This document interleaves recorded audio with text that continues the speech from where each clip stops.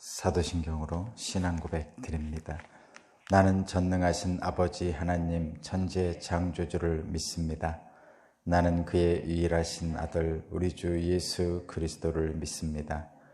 그는 성령으로 잉태되어 동정녀 마리아에게서 나시고 본디오 빌라도에게 고난을 받아 십자가에 못 박혀 죽으시고 장사된 지 사흘 만에 죽은 자 가운데서 다시 살아나셨으며 하늘에 오르시어 전능하신 아버지 하나님 우편에 앉아 계시다가 거기로부터 살아있는 자와 죽은 자를 심판하러 오십니다. 나는 성령을 믿으며 거룩한 공교회와 성도의 교제와 죄를 용서받는 것과 몸의 부활과 영생을 믿습니다. 아멘. 찬송가 419장입니다. 419장.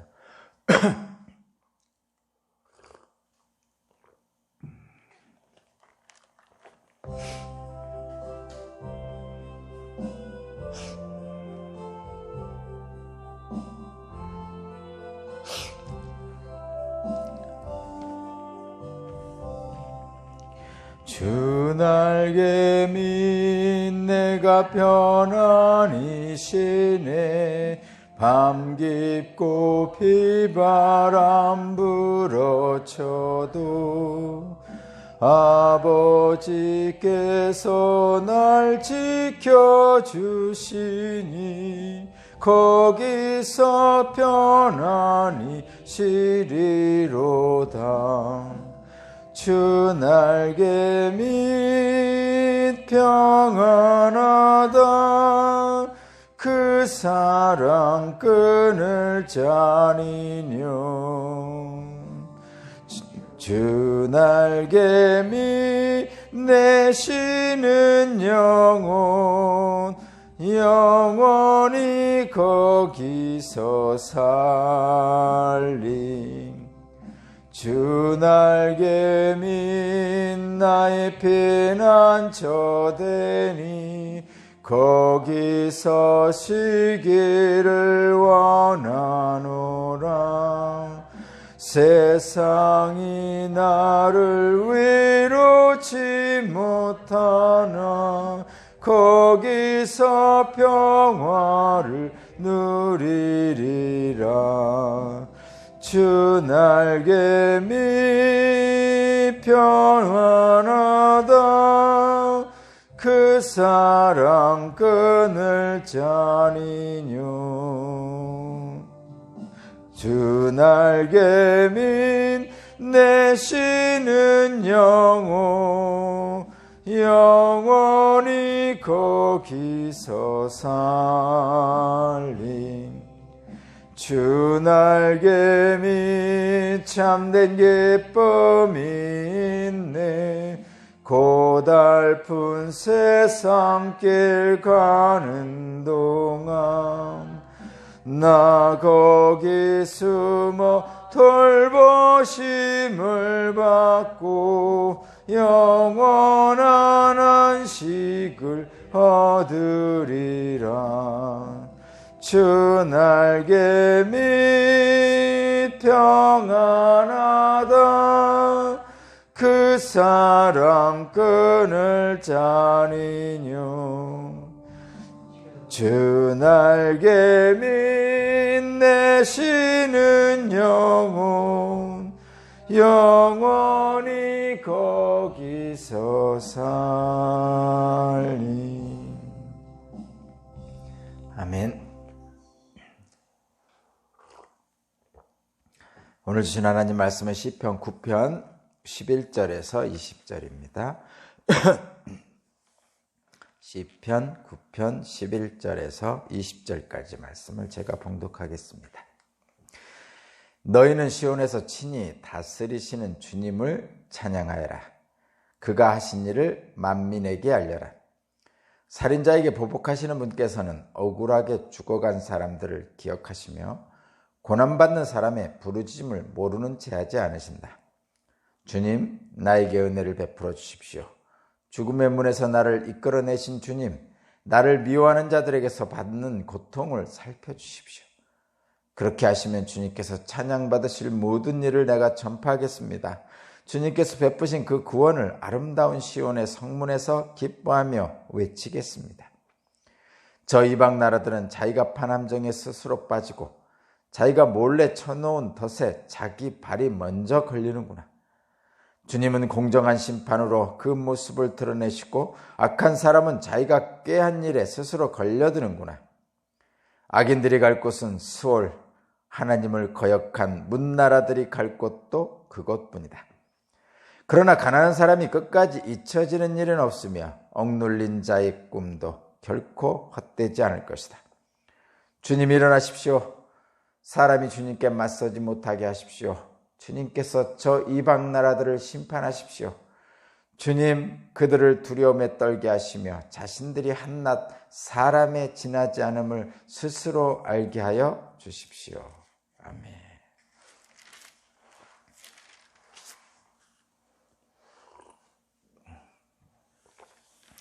오늘 말씀의 제목은 겸손하게 하나님을 찾으십시오 라는 말씀입니다. 교만하지 말고 겸손하게 하나님을 찾으십시오 라는 말씀입니다.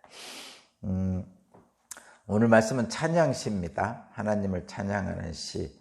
힘들고 어려울 때 하나님이 구원해 주셨음을 찬양하고 또 앞으로도 하나님께 피하는 자들에게 은혜를 베풀어 주실 분임을 찬양하는 찬양시입니다. 오늘은 그 뒷부분인데 11절부터 20절까지 말씀입니다. 오늘 말씀도 두 부분으로 나눌 수 있는데 먼저 하나님을 찬양하는 부분, 그리고 나서 하나님을 찾는 자와 하나님을 찾지 않는 자는 어떻게 변하는지, 그래서 우리는 하나님을 찾아야 된다는 그런 결론에 이르게 됩니다. 먼저 하나님 찬양하는 부분을 다시 한번 보면 12절을 보면 이렇게 말씀하시죠. 살인자에게 보복하시는 분께서 억울하게 죽어간 사람들을 기억하시고 고난받는 사람의 부르심을 모른 채 하지 않으신다. 그러니까 공의로우신 하나님, 은혜를 베푸시는 하나님은 거기 있는 것처럼 억울하게 죽어간 사람들을 기억하십니다. 그리고 고난받는 사람의 부르짖음을 들으시는 거죠. 그러니까 공의로우신 하나님은, 우리에게 은혜를 베푸신 하나님은 주님께 피하는 자를 도우십니다. 그 얘기죠. 억울하게 죽어간 사람들, 고난받는 사람들이 누구한테 찾아가겠어요, 사실. 그냥 여러분 생각해 보세요. 억울하게 죽어간 사람들, 고난받는 사람들은 사실 세상에 더 이상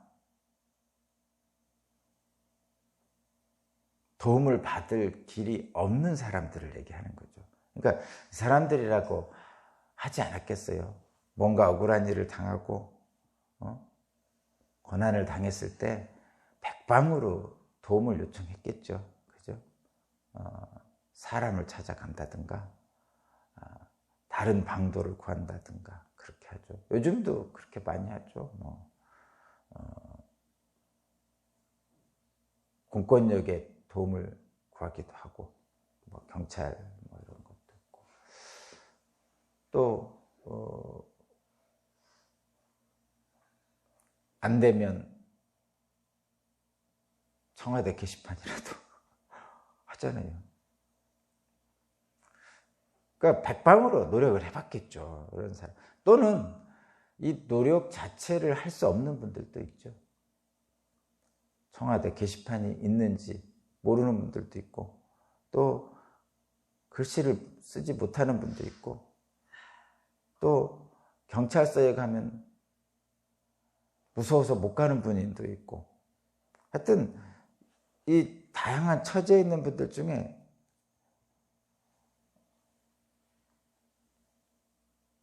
자신이 능력이 없어서, 말하자면 글을 몰라서 경찰서에 갈 수 없어서, 또는 이런 어쩔 수 없는 그 자신의 처지 때문에 그런 분들도 있고, 또 백방으로 이쪽 저쪽에 다 해봤는데 결국은 아무것도 도움을 받지 못한 사람들, 그런 사람들 있죠. 억울하게 죽어간 사람들, 고난받는 사람들을 얘기하는 거예요. 근데 이 사람들은 누구를 찾을 수밖에 없느냐? 결국은 하나님을 찾을 수밖에 없는 거죠. 답답한 가슴을 어떻게 풀 수 있을까라는 생각을 할 때 그저 하나님께 찾아와서 눈물을 흘릴 수밖에 없는 거죠.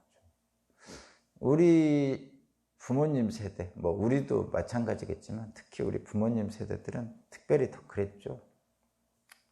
진짜 견딜 수 없는 어려움을 겪으셨죠. 우리 부모님 세대는 일제시대도 겪으시고 해방이 됐지만 먹고 살기 힘들고, 또 금방 또 6.25 전쟁이라는 그 엄청난 전쟁을 겪으셨고, 그 전쟁의 폐허 속에서 살아야 되니까 정말 산에 가서 풀뿌리 뜯어서 먹고, 그래서 초근 목티라고 그러죠. 그래서 보리 패기 전에 보릿고개가 그렇게 어려웠었고, 그래서 산이 다 민둥산이 됐었잖아요. 물론 뗄감이 없어서 나무에서 떼기 때문에 그렇기도 하지만 산에 가서 먹을 거를 구해야 되기 때문에 그런 것도 있었고, 어쨌든 그 어려움을 겪으신 분들이 열심히 애쓰셨죠. 60년대, 70년대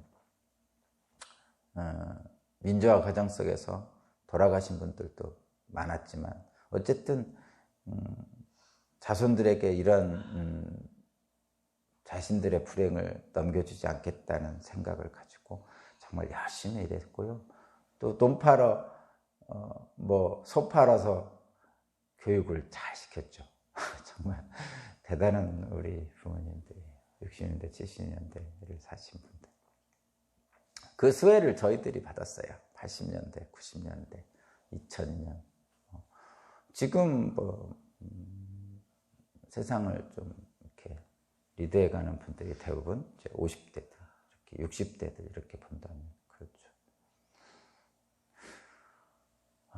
저희들도 이제 우리 후손들에게 우리 부모님들이 하신 것처럼 우리보다는 좀 좋은 세상을 물려줬으면 하는 소망을 갖고 있는데, 생각보다 쉽지는 않은 것 같아요. 그렇지만 그 어려운 상황에서도 하셨던 우리 부모님들의 생각하면, 부모님들을 생각하면 우리도 할 수 있지 않을까, 이런 생각도 해봅니다. 어쨌든 억울하게 죽어간 사람들, 고난받는 사람들에 대해서 은혜를 베푸시는 분, 그분이 바로 하나님이시다. 그렇게 지금 찬양하고 있는 거죠. 맞습니다. 그분이 바로 하나님입니다. 그래서 이렇게 고백하죠. 이 시편 기자도. 그런 하나님께 주님, 나에게도 은혜를 베풀어 주십시오. 이렇게 13절에 얘기하고 있는 거예요. 이게 하나님 찬양은 바로 그것이죠. 그런 하나님을 찬양합니다. 그런 하나님이시기에 내가 주님께 피합니다. 이런 의미입니다. 주님을 찬양하는 의미죠. 자, 그렇게 주님을 찬양하고 주님께 피하는 자를 도우시는 은혜의 하나님을 생각하지만, 세상에는 그렇지 않은 사람들도 있다는 거죠. 거기 보면 15절, 16절, 17절 보면 하나님을 찾지 않는 사람들의 대표적인 사람들이에요. 거기 보면 15절 이방 나라들, 16절을 보면 악한 사람들, 17절을 보면 악인들, 이렇게 표현하고 있어요. 여기 이방 나라들, 악한 사람들, 악인들은 한마디로 얘기하면 하나님을 찾지 않는 사람이에요. 근데 이 사람들이 하나님을 찾지 않는 이유는 딱 하나입니다. 스스로 지혜 있다고 생각하기 때문에. 그러니까 이방 나라들, 악한 사람들, 악인들은 스스로 지혜 있다고 생각하기 때문에 하나님을 찾지 않는 거죠. 아까 말씀드린 앞부분에 억울하게 죽어간 사람들, 고통받는 사람들과는 반대편에 있는 사람이에요. 그러니까 스스로 하나님 없이 자기 자신이 지혜롭게 할 수 있다고 생각하는 사람들이죠. 근데 거기 보면 이런 사람들이 어떻게 되느냐? 거기 보면요. 15절. 저 이방 나라들은 자기가 판 함정에 스스로 빠지고 자기가 몰래 쳐놓은 덫에 자기 발이 먼저 걸리는구나. 16절. 악한 사람은 자기가 꾀한 깨에 스스로 걸려드는구나. 17절. 악인들이 갈 곳은 수월, 하나님을 거역하는 문나라들이 갈 곳은 수월은 지옥과 같은 데를 얘기하는 겁니다. 결국은 스스로 꾀를 내지만 스스로 그 꾀에 걸려 넘어지고 자기가 판 함정과 자기가 쳐놓은 덫에 스스로 빠지는 거죠. 그게 지혜롭다고 한 인간들이 빠지는 거예요. 그러니까 한번 이렇게 한번 우리 주변에도 보고 세상 사는 사람들, 하나님 없이 스스로 지혜 있다고 교만하게 사는 사람들을 한번 상상을 해보면 있죠. 주변에도 있고 뭐 우리나라에도 있고 미국에도 있고 전 세계에 다 있습니다. 그런데 늘 보면 자기가 판 함정에 빠지는 경우가 많죠. 자기가 놓은 덫에 스스로 걸려 넘어지는 경우가 많습니다. 저 자신도 그렇더라고요. 저 자신도 보면 내가 놓은 덫에, 내가 놓은 함정에 내가 지혜롭다고 생각하는, 스스로 지혜롭다고 생각하는 순간에 내가 그 함정에, 그 덫에 빠지더라고요. 인간이라는 게 그렇구나 이런 생각을 해봅니다. 실제로.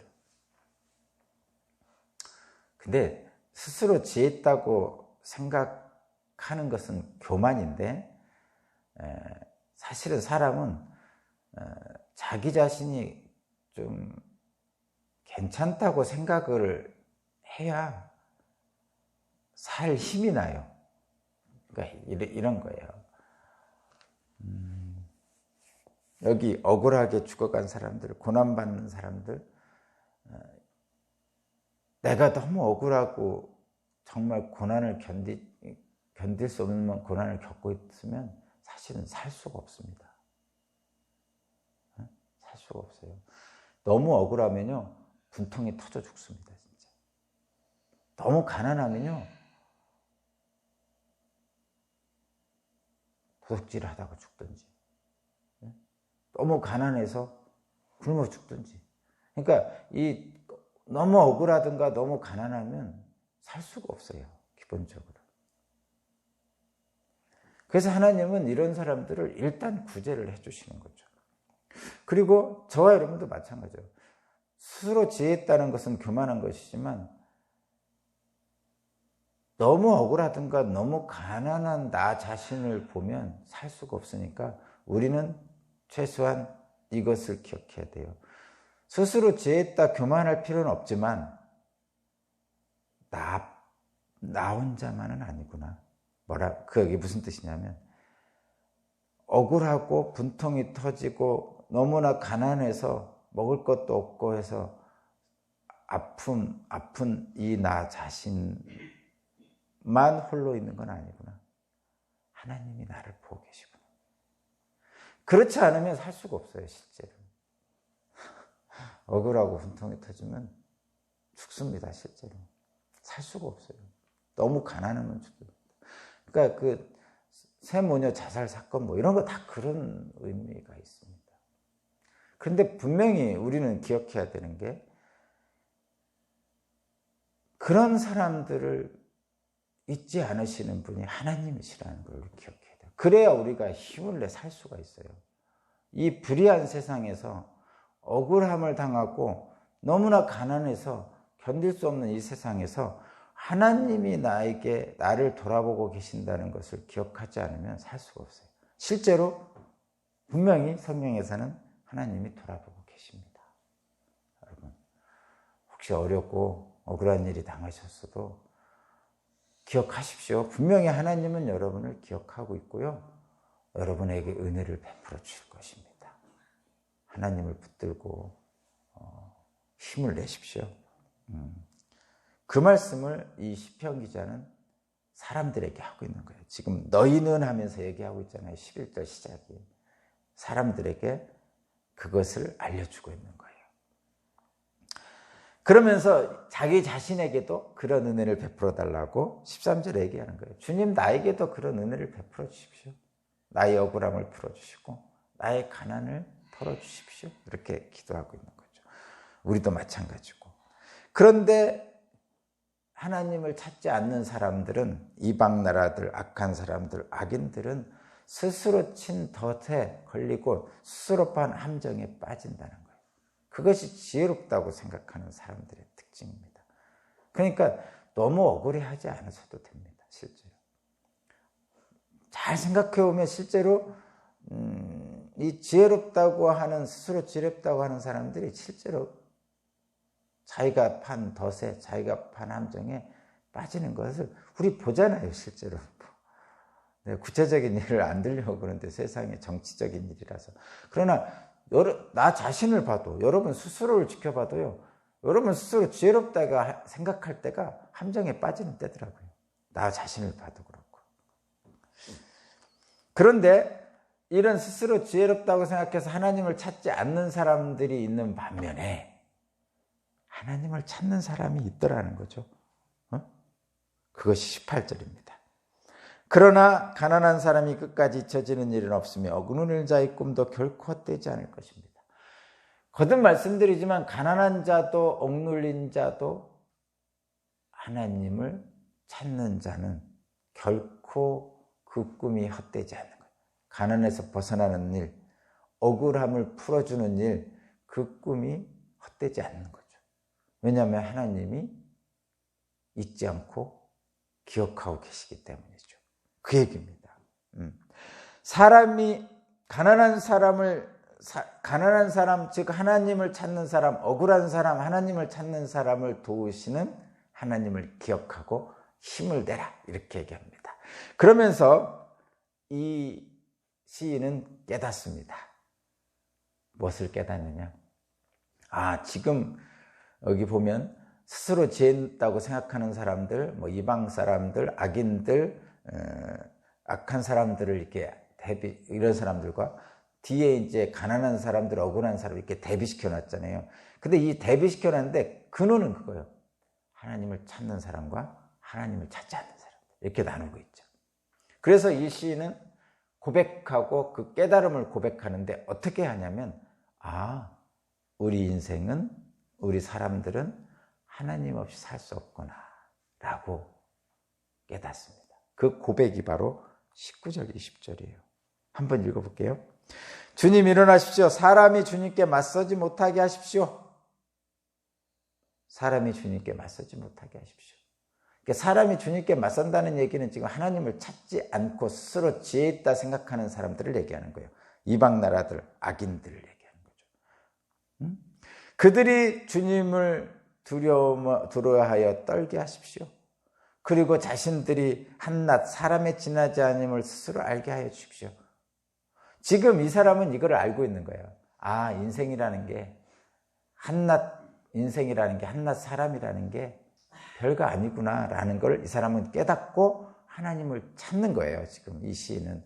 그런데 보통 하나님을 찾지 않는 사람들은 자신들의 인생이 한낱 아무것도 아니라는 것, 그것을 알지 못하고 스스로 지혜있다여 주님께 맞서고 있는 거죠. 하나님을 찾지 않고. 그런데 결국은 이런 사람들은 어떻게 되죠? 스스로 판 올무에 걸리는 거죠. 스스로 판 함정에 걸리는 거예요. 사람이 주님께 맞서지 못한다는 깨달음, 한낱 사람에 지나지 않는다라는 것을 아는 사람은 그래서 하나님을 찾게 되는 거죠. 이것이 지혜입니다. 그러니까 스스로 지혜 있다고 하는 교만한 자들은 하나님을 찾지 않는데, 자기 인생이 하나님께 맞설 수 없다는 것, 그리고 내 인생이라는 게 한낱 사람에 불과하다는 것을 깨닫는 자는 하나님을 찾게 되는 거죠. 그것이 지혜로운 자다, 이런 얘기예요. 결론은 그겁니다. 교만하지 말고 겸손하게 하나님을 찾으라는 거죠. 그리하면 주님께서 혹시 억울한 일, 가난한 일이 있을 때 도와주실 거라는 거예요. 저와 여러분도 그런 하나님을 따라 사시기를 주님의 이름으로 축복합니다. 기도드립니다. 가난한 자의 부르짖음을 기억하시고 억울한 자의 신원을 풀어주신 하나님, 버려진 것 같아도 우리를 버리지 않고 늘 기억해 주시는 하나님을 생각합니다. 내 인생이 하잘 것 없음에도 불구하고 끝내 보배로운 인생으로 만들어 주시는 분이 하나님이심을 믿고 오늘도 주님을 찾습니다. 내가 주님께 피합니다. 주님, 나를 도와주십시오. 은혜를 베풀어 주십시오. 감사드리며 예수 그리스도 이름으로 기도합니다. 아멘. 주님